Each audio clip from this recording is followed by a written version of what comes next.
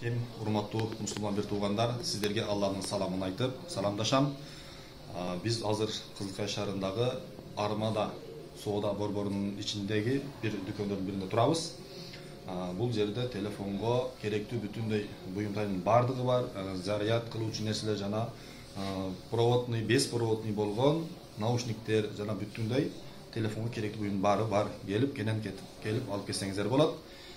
Менин бизге келген негизги максатым бул Жумабек энебиздин телефондордун бетине бет кап дегенде бул жидкий стекло, нано стеклолорун алып келиптир. Ушуну угуп келдим. Мунун пайдасы кандай?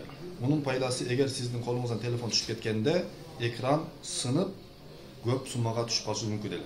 Азыр бул нано жидкий стеклолорду телефондун бетине бастырып алгандан кийин эми сиз коркпой иштете бересиз. Колуңуздан түшүп кетсе дагы эч кандай ага зыян жетпейт. Мисалы муну мен азыр колумдагы жаңгак кадимки эле чагылбаган, бүтүн жаңгакты азыр чагып көрсөтөмүн. Андыктан экранга назар салыңыздар. Бисмиллахиррахманиррахим. Бүтүндөй чагылып кетти. Бул экинчи жаңгакты көрсөтөбүз. Сындар болуп сыныптыр. Мына азыр кадимки эле жаңгак. Азыр эми дагы бирөөсүн чагып көрсөтөлү. Ушунусун азыр. Мына эми телефонду азыр биз ойлошуңуздар мүмкүн, кандайдыр бир экранга зыян жетти деп.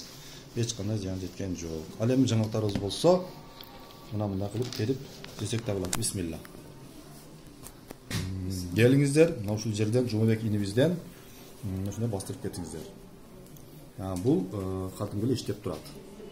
Телефонго эч кандай зыян жеткен жок. GS телефон. Сиздер менен реклама кылган мен Ярмухаммат болдум.